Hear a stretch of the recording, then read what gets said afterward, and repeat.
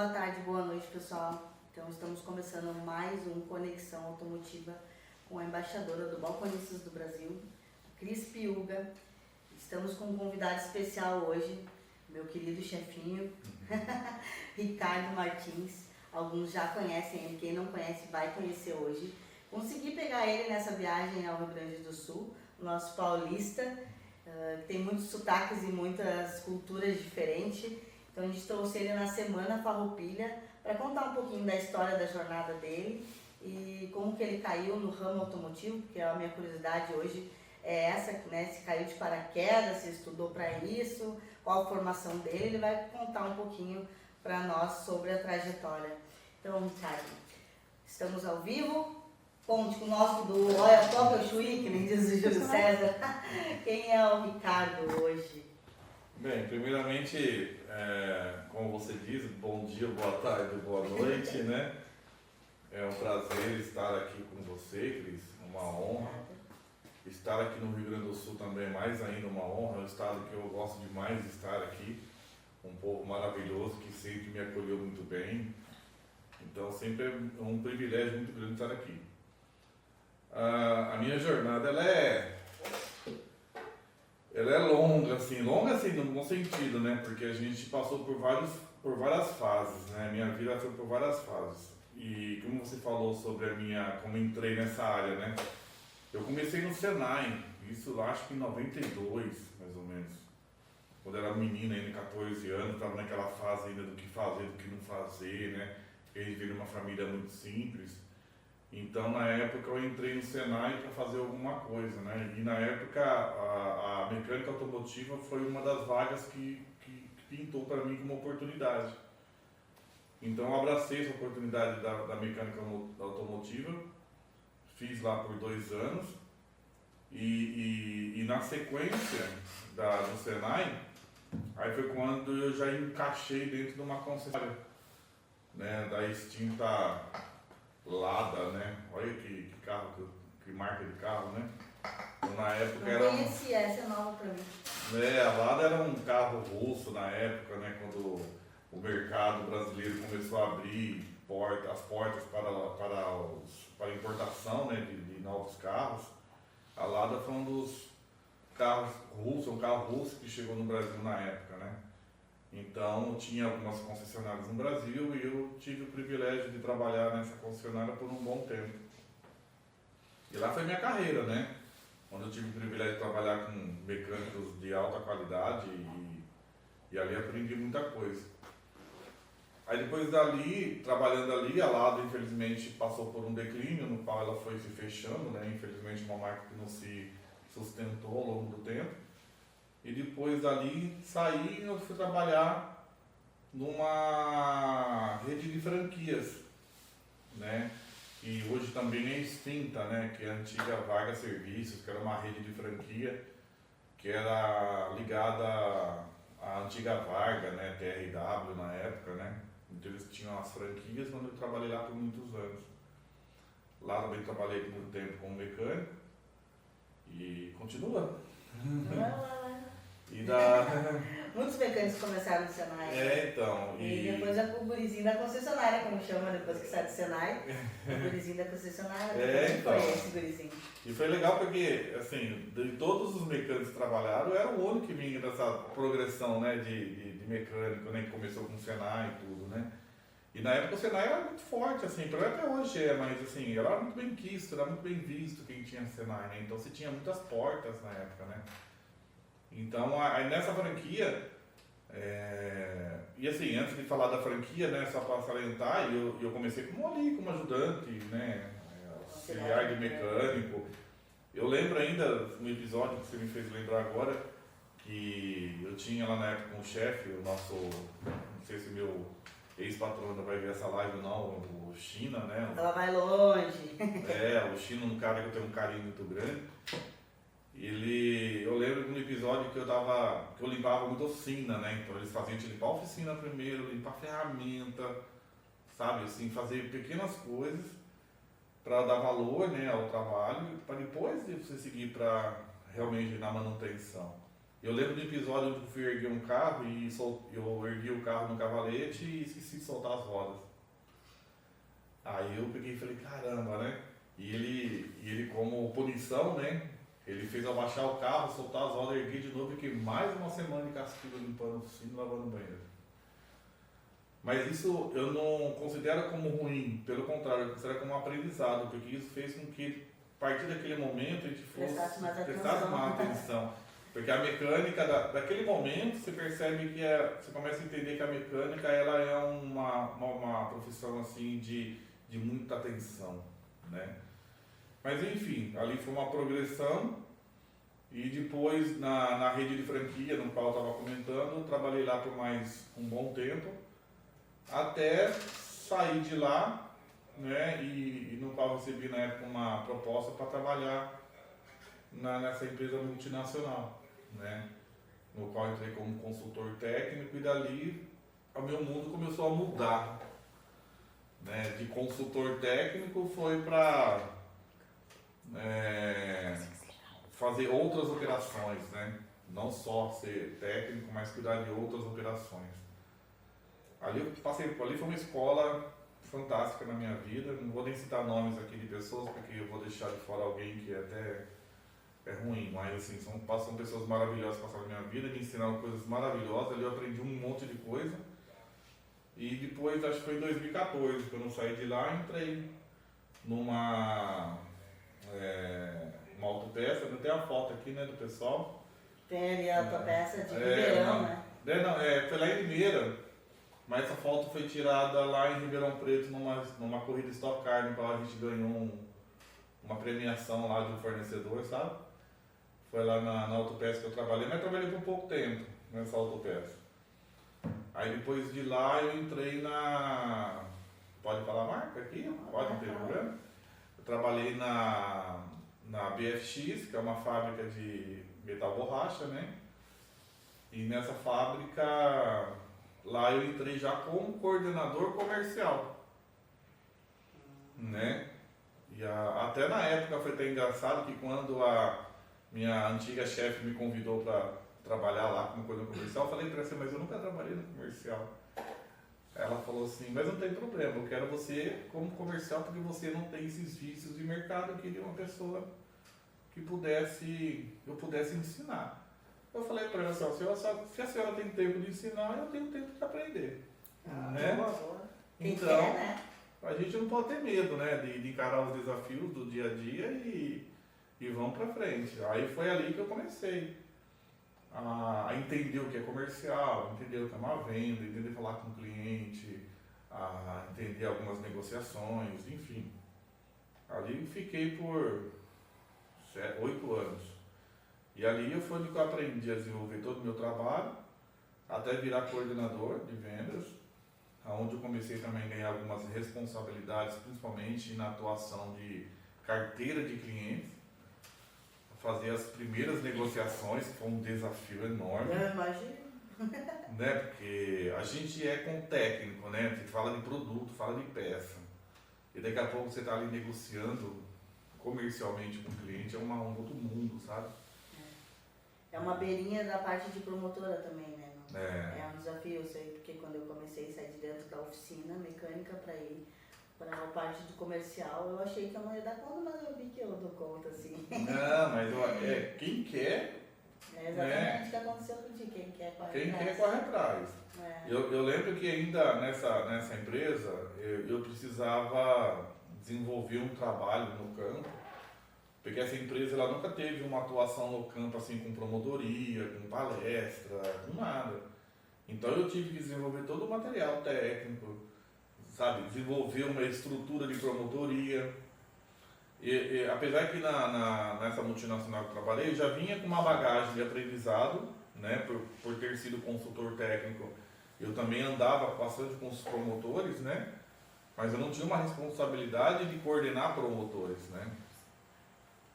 Aí, nesse caso, nessa BFX, o que eu fiz? Lá eu tive que assumir uma responsabilidade de contratar promotores, montar uma estrutura. E ali, para mim, foi um grande aprendizado, né? Porque você sabe, né? A gente aprende muito com a força força de vontade nossa, né? Com muitos erros e acertos, até acertar um time, né? E ali foi formado um time maravilhoso. Tá maravilhoso. A gente formou um time fantástico e no qual tenho amizade com eles até hoje. Eu acho que tu tem o dom para formar a equipe, hein? Porque tu tem uma equipe maravilhosa hoje, modéstia à parte. Não, mas foi um time tranquilo lá, bem legal. E paralelamente, e por incrível que pareça, paralelamente a isso, foi quando eu comecei também a desenvolver um trabalho na escola do mecânico. Você até colocou a foto aqui, né? Então, eu ia te perguntar quando é que tu entrou ali, ó. Um beijo pra Nanda que entrou aí, ó. Tá nos vendo ali, ó. Dá um beijinho pra Nanda. Nanda, minha esposa. Tá ali só nos observando. Lá. E, na verdade, a Nanda, a minha esposa, ela foi a pessoa que me acompanhou todo o trajeto. Pois é. Então... Isso é muito importante, né? Eu sei um pouquinho da tua história, assim, então eu admiro bastante a Nanda. Boa noite a todos, a Nathalie também, a Nathalie entrou agora. E então eu admiro bastante ela por ela ter pego contigo todo esse processo do início que tu passou, né? Que só vocês sabem as pedras do caminho. Ixi, Maria, foi bem complicado que a gente passou o momento. Eu até me emociono um pouco porque não foi fácil, mas assim, foi um momento assim que a gente passou junto, muita dificuldade. Só fortaleceu, assim, né? Mas fortaleceu. A escola do mecânico também, assim, ela foi um momento muito marcante, porque eu já conhecia a escola, né, através da multinacional que eu trabalhava, né, conheci a Sandra, né? A Sandra, um beijo pra Sandra, ela. um beijo pra Sandra, se ela também estiver ouvindo. A Sandra, eu conheci ela, eu fiz, na época ela trabalhava, ela era gerente de uma unidade da De Pascoal e a gente fez um trabalho muito forte lá na loja dela, foi um trabalho bacana. Foi um trabalho que também me alavancou muito também, sabe assim, porque ela foi uma pessoa fantástica na minha vida, assim, também me deu muito suporte. E quando ela desenvolveu a escola, a gente conseguiu acompanhar ela desde o começo. Tá aqui a Sandra. Aí, Olha lá, é a Sandrinha e a Niela ali. A Sandrinha e a Niela. A Niela eu conheci ela mais recente, pessoa também maravilhosa, né? Eu que sei. Olha, caí no golpe, né? Eu louca de fã da Niela, da Sandra Nari, contei pra ele, não falou nada. Estamos lá no meio da Automec, a Sandra grita, tudo bem? E eu, como assim, cara? Daniela, Ricardo. Como assim, Ricardo? Já conhecia ela de longa data, né? É verdade. A Sandra, assim, eu cresci muito com ela também, porque ela me ajudou muito, né, nesse trabalho. E ela me convidou para dar aula na escola, né, na época, e eu tive o privilégio de dar aula para ela tanto na unidade de Campinas quanto na unidade americana. E, cara, para mim foi assim, fantástico, sabe? Então eu conciliava o meu trabalho na BFX mais as aulas que eu dava nas unidades. Então era assim, e muita gente fala assim, pô, Ricardo, mas você dava aula na escola, como que era isso? Eu falei, cara, um dos meus maiores, assim, Desafios. eu não vou descer, assim, não é desafio bem a palavra, mas assim, um dos momentos mais gratificantes, eu falo que foi muito gratificante para mim, foi o fato de dar aula. Porque foi uma experiência nova, né? Eu poder transferir um pouco do meu conhecimento para aqueles meninos, né? E não tinha só meninos, tinha muita gente adulta também. E um dos que me deixava mais orgulhoso é quando eu pegava um aluno cru, que não conhecia nada, e no final do treinamento você pedia para ele desenvolver um trabalho, e ele desenvolvia aquele trabalho de cabo a rabo, com perfeição, sabe? Aí você falava, cara, cumpri meu objetivo. Isso é muito bom.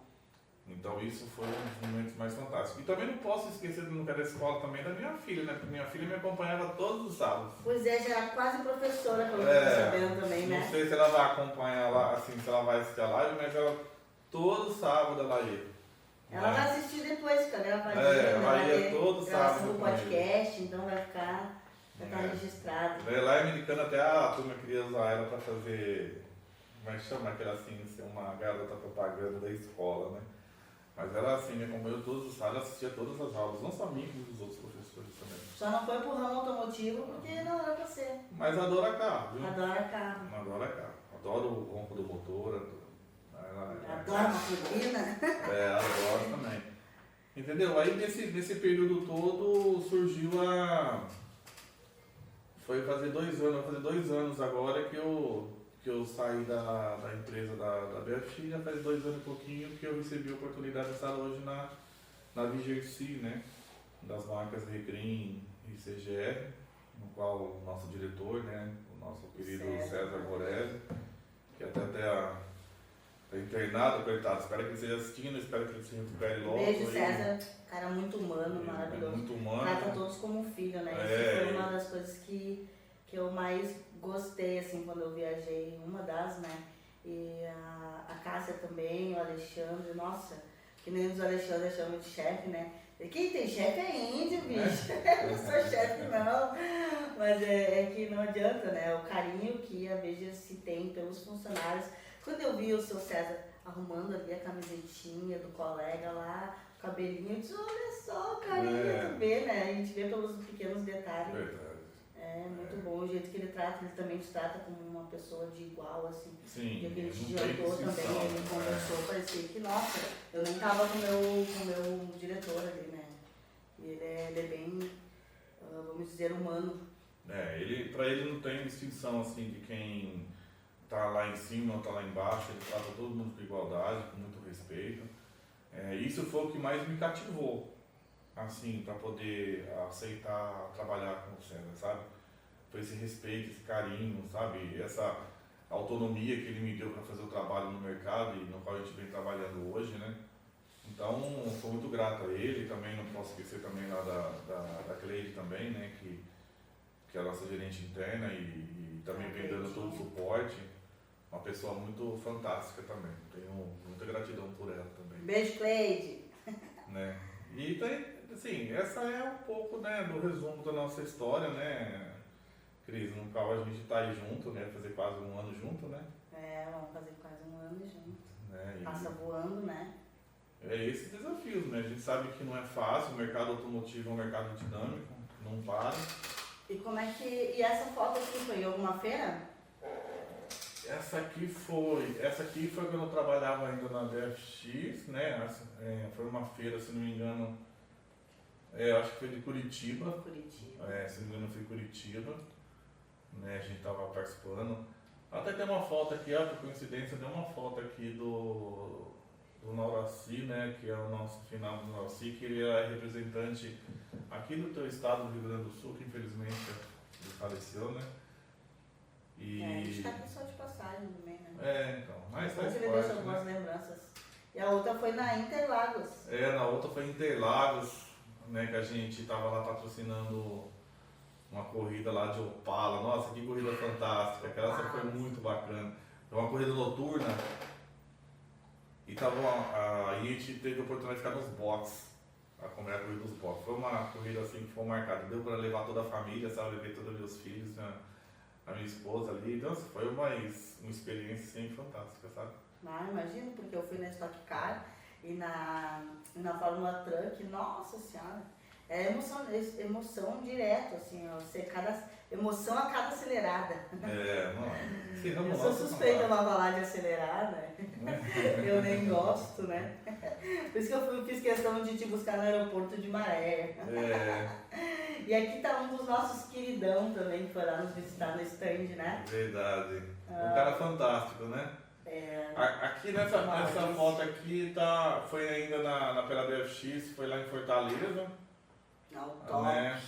Aqui eu não conheço um terço ainda, eu fui começando a descobrir agora os nomes das feiras. O que é o mais legal assim de uma feira de todas, né? Uma coisa que tu espera bastante quando tu vai na feira. Tem uma feira que tu vai ir agora na próxima, né? Sim, semana que vem, né? A gente tem a feira lá de Recife, né? Na Autonor. Mas assim, o que é mais legal da feira é a aproximação. Porque assim, eu como fui mecânico, a gente sabe que muitas vezes é difícil a aproximação com a indústria. Né? Então a gente tem muitos intermediários, né? Você tem autopeça, distribuidor, enfim. E muitas vezes nós temos dificuldade de chegar próximo de uma fábrica. E a uma Automec, por exemplo, uma Autop, no caso de Fortaleza, a Autonor em Recife, e também tem a Expopes em Goiânia, também, que já vai ser em outubro, né? Então são feiras que fazem com que a gente se aproxima, o mecânico se aproxima muito da fábrica. E isso é bacana porque a gente consegue entender a necessidade do público, né? O que ele está precisando, tirar alguma dúvida e também levar também para eles também novidade, lançamento, tecnologia. Isso é fundamental, porque às vezes demora a informação. Em uma feira o mecânico consegue ganhar muito com isso, né?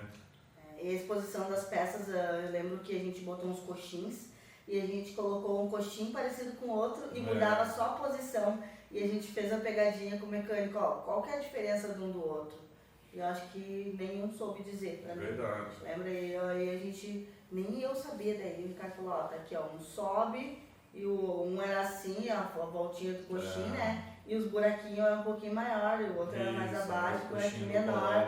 E daí tem uma pequena diferença que muda de um ano para o outro. É um desafio, né? É um desafio trabalhar com o setor de peças hoje. É por isso que a feira ela ajuda. Porque assim, na feira quem vai na feira normalmente gosta de levar, pelo menos nós pensamos assim, né?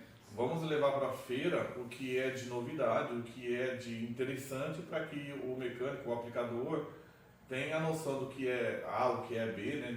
Para ele poder montar de uma forma adequada, né?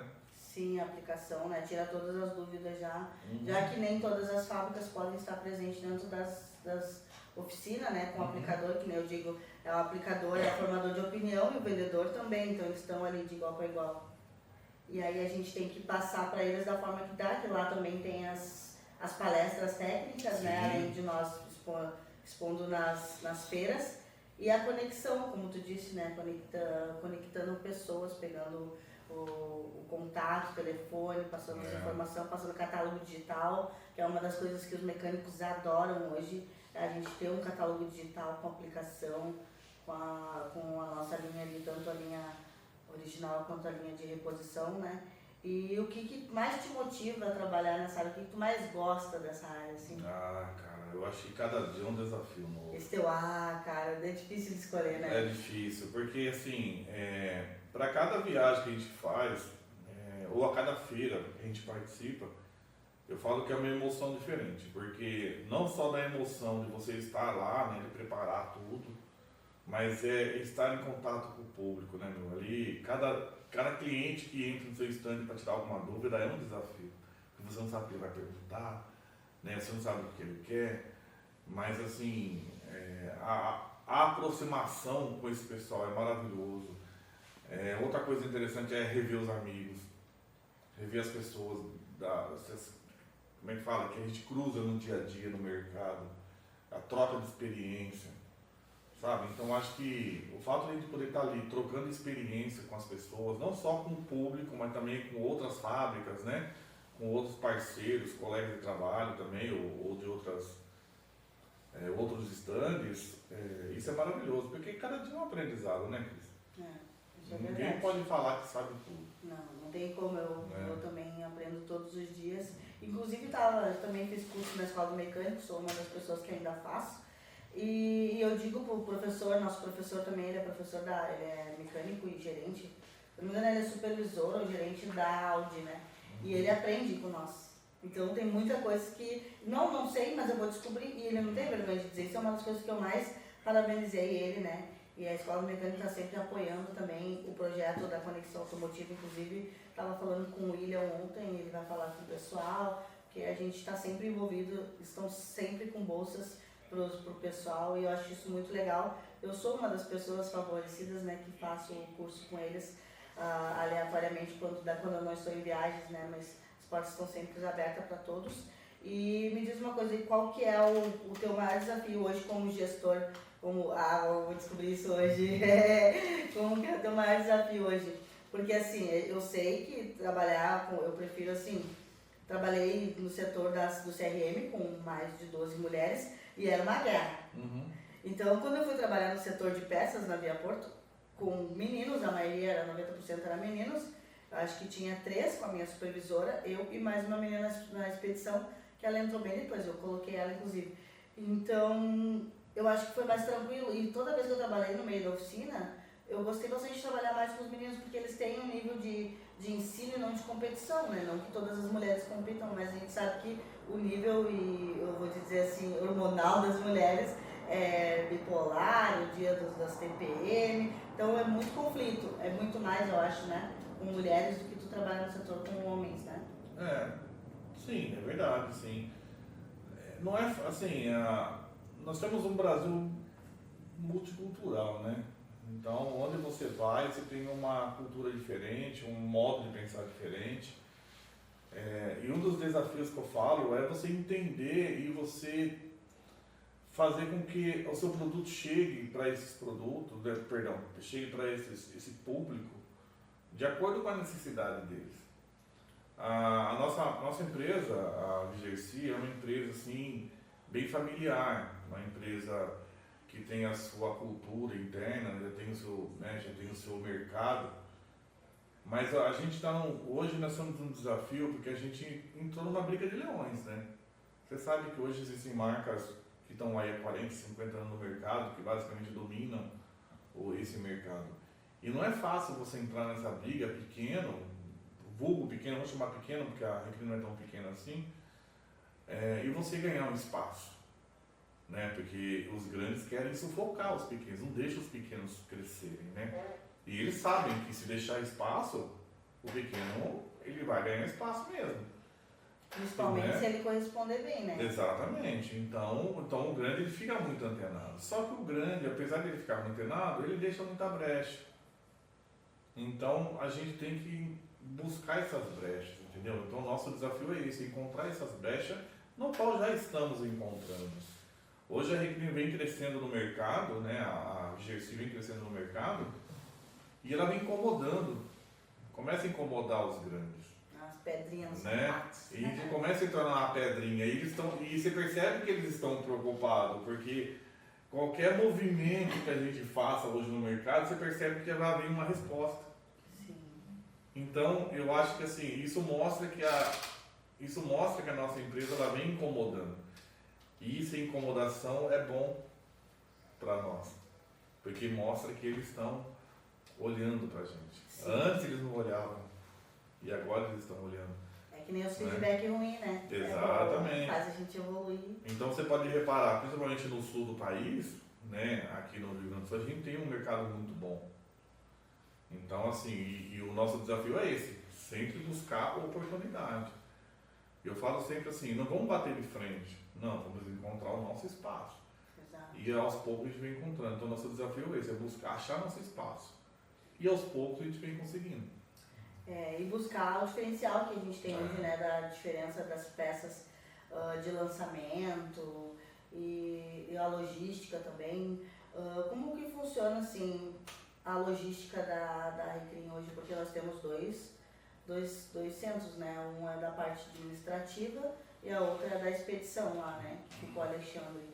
A questão de logística, assim... A logística ela é bem, assim... Quando falar em logística, tem que entender todo o processo, né?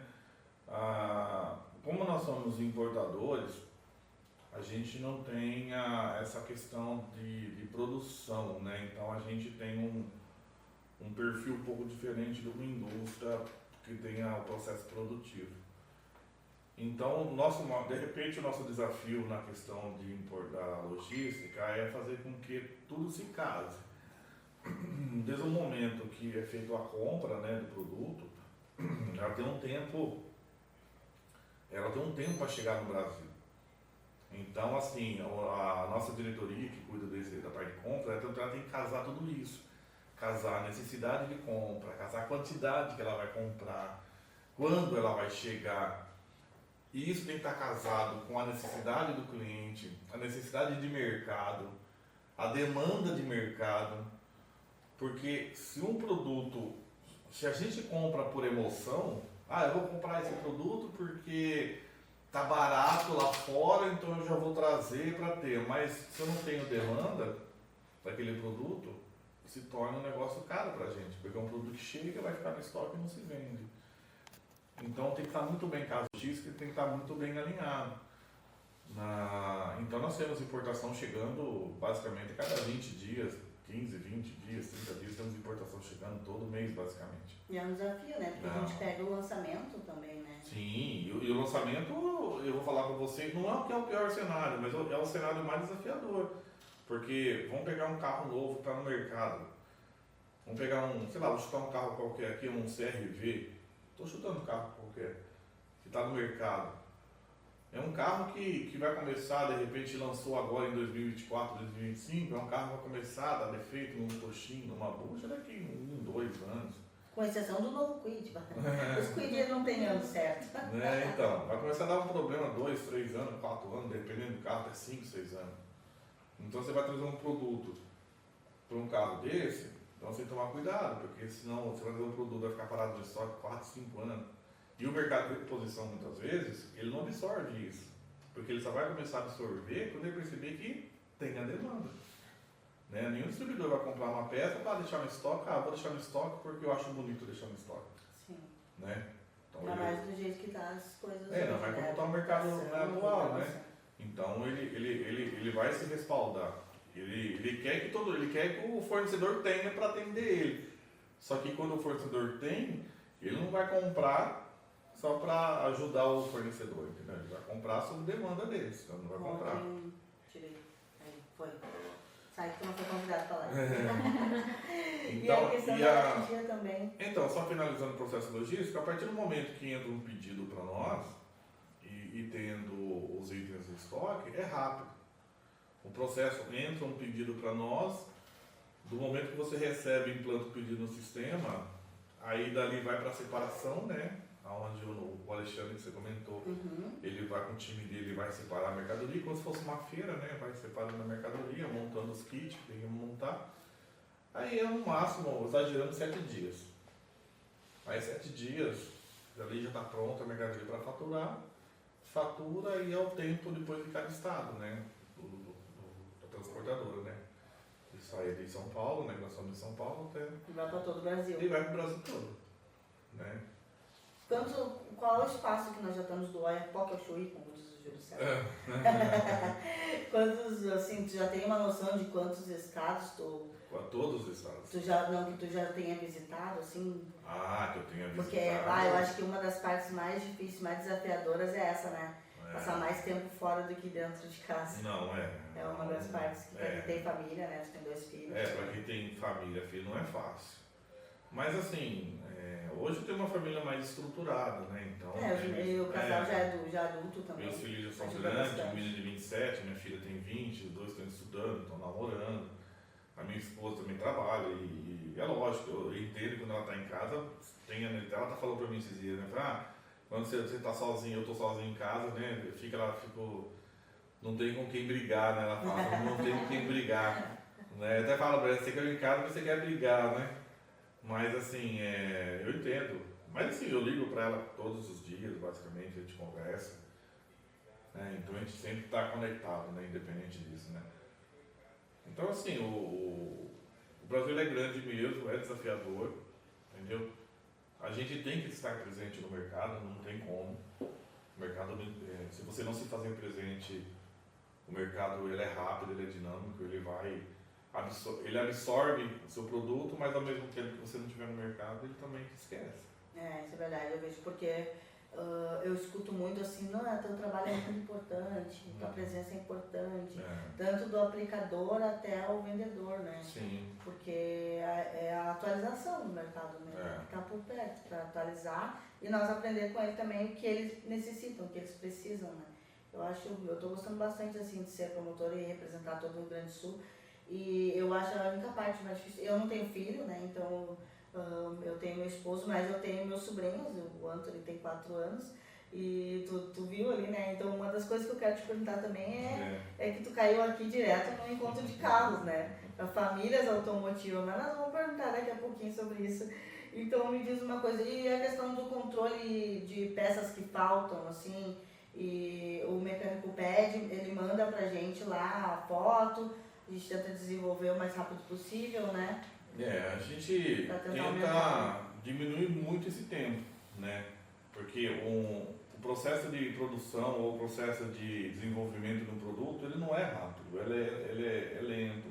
Principalmente que a gente compra da fábrica. Sim, e o próprio, porque assim, nós temos tantos fornecedores, nós importamos, né, boa parte dos nossos produtos, como também temos fornecedores no mercado nacional. E para você desenvolver uma peça, eu conheço o processo de ferramental, eu conheço todo esse processo, eu sei que demora, não é simples. Então demora, então infelizmente tem item que, ainda mais de carro mais novo assim no mercado, né, que foi carro lançamento, são peças que realmente não vão chegar no mercado com rapidez, demora um pouco. Por isso que é muito importante quando o mecânico ele tem um item lá que ele não tem dificuldade de encontrar, a gente sempre pede assim, passa pra gente foto, pega um número original, porque se a gente não encontra no mercado nacional, a gente consegue de repente trazer do mercado internacional. Às vezes pode demorar um pouco, pode, mas a gente consegue trazer com uma certa rapidez, mas tem que tomar alguns cuidados, né? Porque lá fora também tem a questão assim, né? Você tem um carro, tem a plataforma nacional, outro carro, o mesmo carro é a plataforma francesa, né? Então, quer dizer, tem que tomar cuidado, porque às vezes o coxinho de um carro X, aqui no Brasil tem uma condição. Só que esse mesmo carro desenvolvendo na Europa, ele tem uma outra condição, uma outra plataforma, então muda. Então tem muito importador, por exemplo, que sofre no mercado, porque ele acha que é igual, chega aqui e muda. Muda a altura, muda tudo. Entendeu? E às vezes de um aninho para o outro já muda muito, né? Eu vejo bastante que, inclusive, o nosso catálogo ajuda bastante essa questão, né? E é um dos catálogos mais usados, viu? Com certeza. Você pode reparar que hoje o mercado de metal borracha é um dos catálogos mais usados hoje para transportar produto, é o nosso. E como a fábrica ela acompanha essa mudança de tecnologia hoje, a evolução tecnológica, começou a bugar o horário na questão assim da gestão de oficina, né? Hoje a gente foca muito no distribuidor, né? Que é o vendedor nosso foco. Mas a empresa tem algum planejamento para o mecânico? O nosso desafio, que eu nem falei para você, a gente tem que estar sempre próximo ao mecânico. E a melhor forma de chegar próximo do mecânico é o nosso trabalho em eventos, feiras principalmente, onde a gente consegue aproximação, e também com a nossa estrutura de promotoria. São os dois pontos que a gente consegue com mais facilidade chegar no nosso mecânico, né? A gente desenvolve as palestras, tudo, né? Os eventos que a gente consegue fazer o trabalho. Então, assim, eu acredito que, em termos de informação, a gente vem desenvolvendo um trabalho que é para a gente realmente fortalecer a ponta. Tanto a gente começou um trabalho técnico, a gente começou a fazer vídeos, né, no Instagram, para fazer com que o nosso aplicador tenha mais conhecimento da aplicação. Então, a gente vem fazendo esse trabalho para chegar próximo deles, né. Agora, comercialmente falando, sabe que o mercado é muito rápido. E antigamente existia uma cadeia mais consolidada, né? Falava assim, o fábrica, distribuidor, autopeça e o aplicador. Essa cadeia meio que se quebrou um pouco ao longo do tempo, né? Mas a nossa empresa, sempre questão comercial, sempre é o distribuidor ou os grandes atacadistas, né? Isso não tem como fugir, né? Mas em relação ao aplicador, pode esperar que tem bastante coisa para chegar. Aí, tem novidade, gente. Você sabe, tem uma aquariana aqui também que não descansa, né? Gosta de coisas novas, sempre incomodando. E um conselho que tu daria para quem quer seguir no ramo automotivo, na área da automotiva? Você sabe que a gente está com uma queda aí de mão de obra, né? Verdade. Não é só no ramo automotivo, no geral. Mas o ramo automotivo é um dos que mais cresce hoje, né? É uma pergunta bem desafiadora. Sim. Porque se pegar um mecânico, por exemplo, da minha geração, que ele brinca, né, fala que os mecânicos raiz, assim, né, hoje esse mecânico quase não existe mais, né, porque o carro, ele mudou muito ao longo do tempo, então existe muita tecnologia embargada, né, muita eletrônica embargada no carro. Então hoje, boa parte que eu percebo dos mecânicos no dia a dia, o que eles querem? Eles querem partir para a linha mais assim... mais atual? Como fala assim... De mexer com raster, né? Quer mexer com não sei o quê. O cara não estava preocupado ali com a parte de baixo do carro, do undercar principalmente, né? Nossa, Ele quer mais a tecnologia, né, eletrônica. O mecânico, hoje, você percebe que o cara ele fala assim, não, eu não quero sujar minha mão, né? Eu não quero isso, não quero aquilo, né? Então eu falo muito para todo mundo assim, ó. Cara, a mecânica, pra mim, na minha opinião, ela vai se tornar uma profissão assim de alto padrão. Entendeu? Porque vão ser poucos mecânicos. Esses mecânicos têm que se especializar. Porque a modernidade, né, a tecnologia, ela muda a todo momento. Cada carro novo que chega com uma novidade. Então ele tem que se especializar. Então, assim, esses mecânicos vão se tornar caros, não vão se tornar baratos, na minha opinião. Entendeu? Sim. Então ele tem. E esse estou falando do mecânico que quer se capacitar. Né? Que quer se capacitar. Agora, o mecânico raiz, tudo lá, esse mecânico aos poucos aí, tem que tomar muito cuidado, porque ele pode se acabar. Eu tenho muita preocupação com isso, entendeu? Eu vejo isso na escola mesmo, né? Eu vejo alguns que, em vez de aproveitar que está sendo botando na mão, ali está aprendendo, alguns estão aqui no celular, entendeu? Tirando foto, mostrando que estão lá, mas não estão pegando. Daí, quando saem de lá com o certificado, vão para dentro de uma oficina que é raiz, não conseguem trabalhar. Porque, como tu falou, eu acho que é bem importante aquela coisa que tu falou, que o teu ex-gerente ou chefe, né, ele te colocou a aprender a limpar, a valorizar a empresa, né? Então hoje tem algumas oficinas que eu vejo que elas não passam a primeira coisa, a cultura. Já toca, vamos ver o que ele sabe e deu. Não, apresenta a tua cultura, vamos ver como é que tu... Eu vou te dar um exemplo de uma oficina que eu fui visitar recentemente, foi a Casa dos Freios. O filho dela tem uma Bosch, tá? Mas o filho dela tem 18 anos, eu acho. Mas para ele ter uma das Bosch, que é o casal, numa oficina, e eles botaram outra para ele. Só que para ele ter essa oficina, ele teve que passar por todo o setor de toda a empresa, mãe e pai. Eles não largaram de mão beijada, eles simplesmente tiveram que fazer ele passar por todo o setor, né? E eu acho que a oficina é a mesma coisa. A mesma coisa, porque hoje o que eu mais vejo é, cadê a chave? Cadê isso? A bancada suja e aquela maleta desorganizada.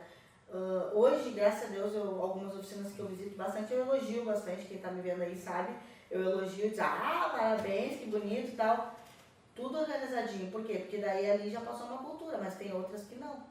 Isso eu pego bastante no pé do meu esposo lá na oficina, é só ele e meu sogro, eu digo, vamos organizar essa oficina e tal. Às vezes não dá tempo, porque é só os dois e é muito carro, né? Então, graças a Deus. Mas quando dá tempo, ele se apega, a gente vai no final de semana e dá uma limpada lá para organizar. Mas quando tu tem funcionário, passar a cultura de cara já. Você falou um ponto interessante, né? Na minha época, pelo menos, nós tínhamos dentro da oficina, nós tínhamos 3 categorias, né, de mecânico, né? Tinha o auxiliar, né? Tinha o auxiliar, e aí tinha o mecânico 1, 2 e 3, a gente chamava. Sabe? Então era dividido. Então, o auxiliar é aquele que fazia o processo, ajudava o mecânico, pegava a ferramenta, né? Ele tinha, a missão dele era deixar as coisas em ordem para os mecânicos, entendeu? E no mecânico 1, 2, 3 era dividido. Então o mecânico 1 é aquele que fazia serviço mais de undercar, sabe? Uma pastilha, um disco.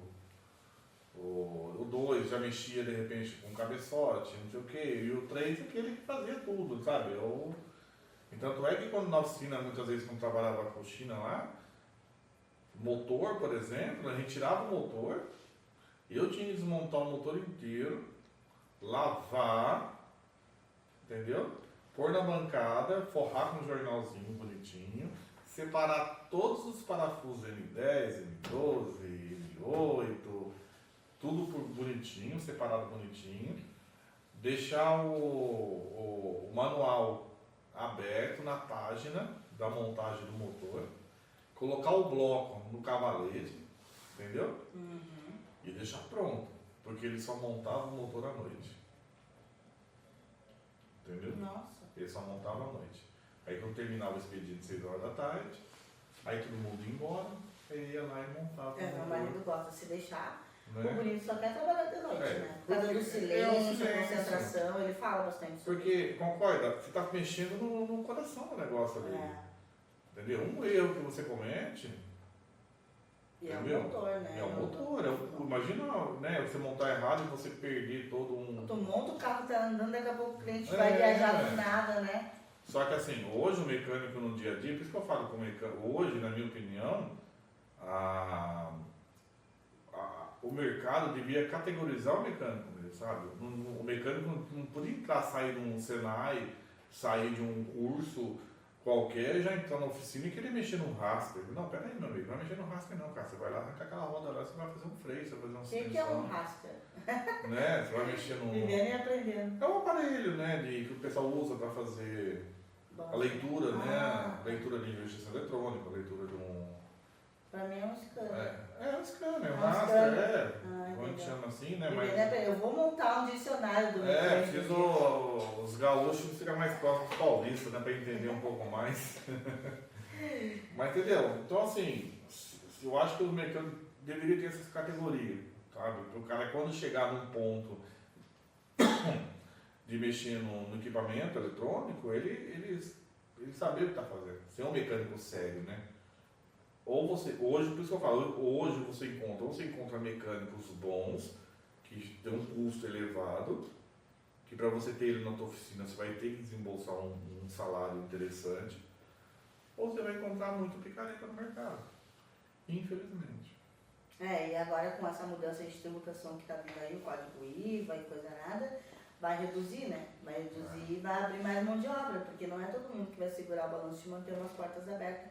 Porque hoje não basta tu ter uma oficina, tu tem que cuidar do coração, que é a administração também, né? Sim.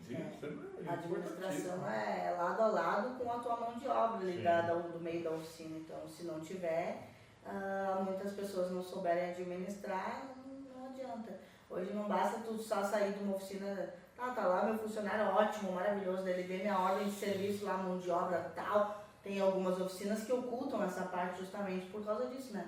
Mas ele vê ali, mas tanto assim que ela ganha de mão de obra? Deixa eu te mostrar meus boletos, minhas tributação, não tem como, né? E aí ele vai lá e vou abrir uma oficina, daí ele abre a oficina, paga, daí tu vai ver, meteu uma... Eu conheço uns aí que vivem rebarbando peça, né? Eles não compram peça, às vezes estão com o CNPJ bugado e vão na autopeça, compram, ou... Não, isso aqui é só dar uma colinha aqui, que nem diz a Celisa, né? Um sanduíche de junta, é o que eu mais vejo no mercado hoje, né? E aí, porque o enjambre, não, vamos embora. Daqui a pouco o carro volta, não sei, passou 3 meses de garantia, não sei o que, mas é 3 meses só de que eu te dou de garantia, daí deu 4 meses a pessoa vai cobrar de novo do cliente, por quê? Mas daí tu vai ver, se cai num outro mecânico, o cara vai dizer, olha que sacanagem, o cara fez. Mas sabe que isso aí é a preguiça de fazer bem feito.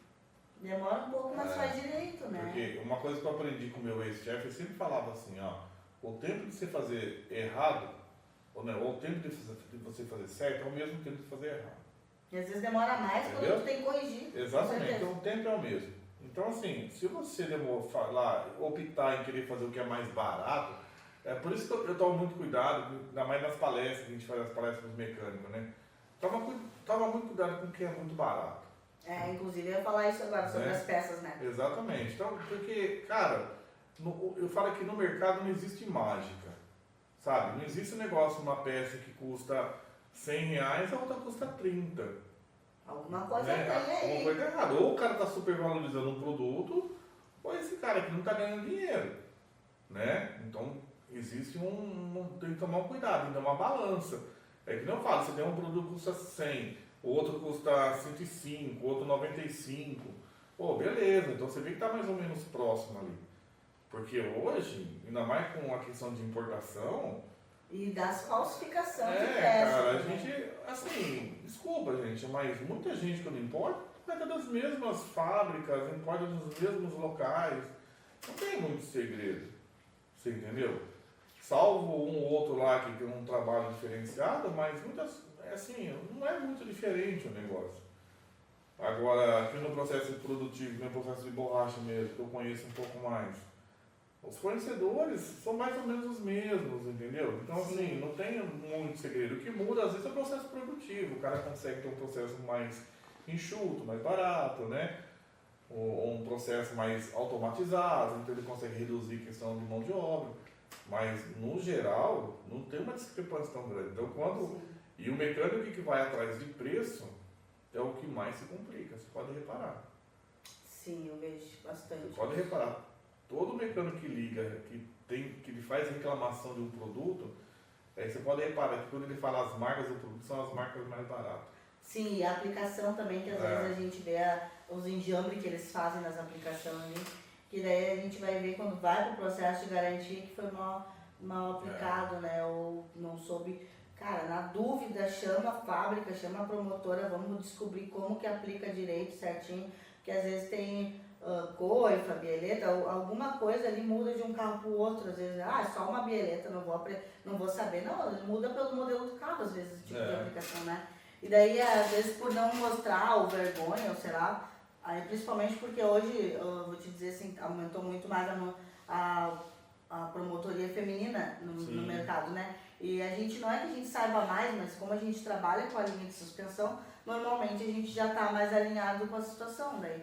Porque muda de um modelo de um carro para o outro, nem tudo eu vou saber, mas aí eu tenho quem saiba. E aí, se ele não souber, ele tem quem saiba, e a gente vai perguntar, para justamente não perder o tempo de pegar e mandar para o distribuidor fazer o processo de garantia que todo mundo odeia, né? É muito burocrático, joga a peça fora. Pô, mas daí tu não resolve um problema interno às vezes, né? Um lote, ou manda para vários mecânicos aquela peça que podia ser resolvido ali bem fácil, né? Eu sempre falo para todo cliente assim, garantia, eu nem comento muito, porque garantia para nós é uma coisa assim bem isolada, a gente não tem muita preocupação com isso. Apesar do nosso processo ser muito simples, caso aconteça. Mas é muito importante quando acontece, o cara tirar foto do código do lote, bonitinho, porque é fácil de você rastrear o problema, né? Sim. E você já resolve na fonte, né? Mas você sabe que você falou um pouco da questão das mulheres aí também, só para frisar isso também, hoje você percebe que o mercado ele está mais misturado, né? Antigamente você tinha uma estrutura de mecânico mais masculinizada, né? E hoje você percebe que já tem uma gama de mulheres já que estão aí no mercado. Eu não sei dizer a proporção, mas eu acredito aí, pelo que eu vejo, na casa de uns 30% já. Tu viu lá no meu evento, né? Tinha duas. Tinha duas, né? Eu conversei com elas assim. Patrícia e a Cristiane, um beijo pra vocês, mulheres. São pessoas assim que você vê que elas têm um conhecimento enorme, né? E eu sempre analisei o lado, essas pessoas, o lado feminino, muito positivo dentro da mecânica, porque elas têm uma forma de pensar diferente, né? Então elas trazem para nós uma visão um pouco mais diferenciada do negócio. Que nem eu estava dando exemplo para aquele casal, né? Tava o menino, né, que mexe com peça e a mecânica. Sim, lá, a né? Patrícia. A gente estava citando exemplos sobre esforço, né? Porque, por exemplo, você vai baixar um câmbio. Na minha época, por exemplo, você baixar um câmbio, você baixava no braço, né? Ela disse, não, eu dou outro jeito. Né? E muitas vezes, volta a dizer o meu amigo China, se ele estiver ouvindo, quantas vezes você abaixava no chão. Você entendeu? Você erguia o carro só no cavalete, você abaixava o câmbio no peito, você entendeu? E saía se arrastando no chão, entendeu? Então lógico que era um outro momento. Hoje tem muitas ferramentas que te ajudam. Mas eu falo isso porque, apesar que eu acho da capacidade de ambos serem basicamente iguais, mas tem a questão física, né? Que às vezes a mulher não tem a mesma força que o homem, né? Então, o que acontece? E ela sabendo que não tem a mesma força que o homem, o que ela faz? Antes de fazer a força, ela faz o que ela pensa. Então, peraí, por que eu vou arrancar esse câmbio? Ela fala, eu vou arrancar esse câmbio, mas eu não preciso me matar. Vou dar um jeito. Vou dar um jeito.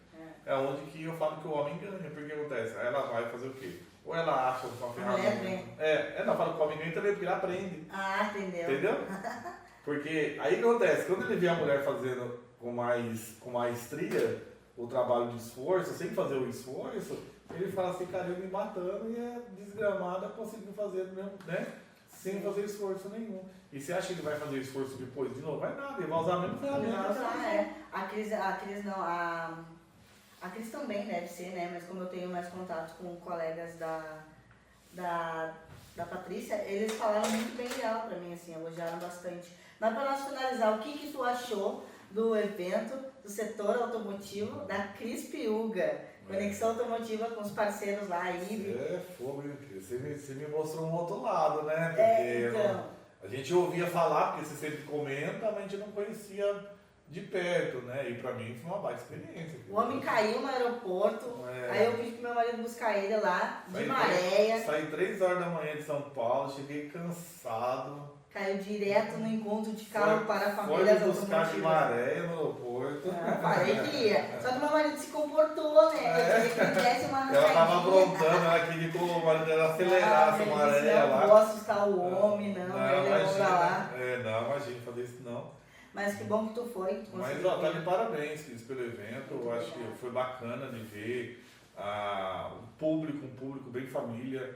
Isso foi legal. Muitas mulheres do segmento também prestigiando, né? Deu pra ver que o público era um público engajado, né? Sim, bastante oficinas, né? Bastante oficina. Isso eu acho top demais. Então tá de parabéns. A única coisa que eu falo que você vai ter que fazer é aumentar o espaço, né? Que a gente faz em espaços aleatórios ali, foi por causa da parceria com um camarada, porque ele tem 2 contêineres de peças ali, né? E aí o dono do posto é nosso amigo também, então ele disse, vamos fazer aqui, vamos. Mas aqui, ó, gente, aproveitando ainda falando do encontro, convido todos vocês, dia 12 de outubro, na Avan Desses Brasil em Porto Alegre, no dia em homenagem especial às crianças. Nós arrecadamos brinquedos lá, né? Muitas pessoas, inclusive Patrícia, o pessoal da Freios Canoense também levou, entre outros que largaram um brinquedo para nós lá, nossos clientes da Decantec também. Um abraço a todos, muito obrigada. E dia 12 nós vamos entregar esses brinquedos. Vai ter Fla-Flu, vai ter sorteio de brinde, brincadeiras lá e bastante carro, inclusive o pessoal dos caminhão. Então convido vocês todos aí nos prestigiar dia 12 de outubro na Van Desses Brasil. E qualquer coisa também, nós temos outros no final do ano que vai ser muito maior o espaço também, que é no estacionamento da Leonardo Gomes, que é um dos lugares que a gente fidelizou lá porque gostou do pessoal de Canoas. E então convido a todos, quem quiser se inscrever ali para botar os carros para expor, parcerias, é só chamar ali no Instagram do Conexão Cris Piuga, Conexão Automotiva, porque antes era CP, né? Mas como a gente conecta pessoas, então eu troquei para Conexão Automotiva, porque é basicamente isso, gente. A gente se conecta com pessoas, como tu falou desde o início, né? Uma das coisas melhores do promotor e de ser representação do gerente comercial externo, visitar o pessoal, é a conexão. E eu agradeço muito também a Alfa, né? Que nos patrocina, nos apoia bastante, a Ive e a Giovana, que estão por trás dos bastidores aqui. Uma hora vou conseguir trazer a Ive é bem difícil, né? Ela é mais tímida, mas uma hora ela vem.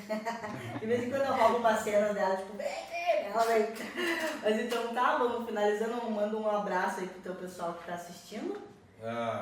Só daí que quero agradecer novamente a você. Pergunta disse que na próxima tu não vai fugir da cadeira elétrica.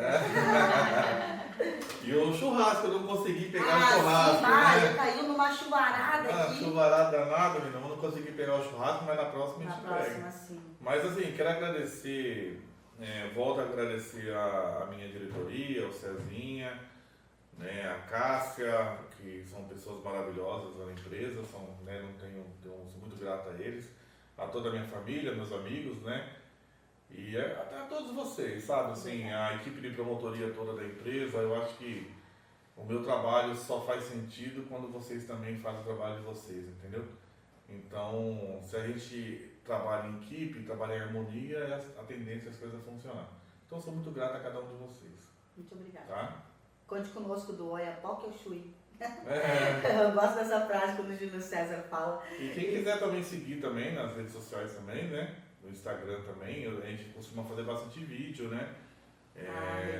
Na Recrim também, quiser seguir @VGRC, né? Que é o nossa rede social. E também quiser seguir a minha página também, né? Que é o Ricardo A. Martins. A gente também está aí também, algumas pessoas mandam sempre mensagem me perguntando, né, das coisas, então assim, fiquem à vontade de perguntar, quem quiser seguir fica à vontade e a gente está junto, Isso aí, gente. Se alguém achou aí que foi bom o conteúdo, passem para os amigos, repassem e sigam lá o Cris Piuga Conexão Automotiva. Em breve estaremos em lives no nosso perfil, né? E agradeço o Júlio César, Balconistas do Brasil, que nos cedeu espaço também. Muito obrigada a todos pelo engajamento, pela participação e voltaremos!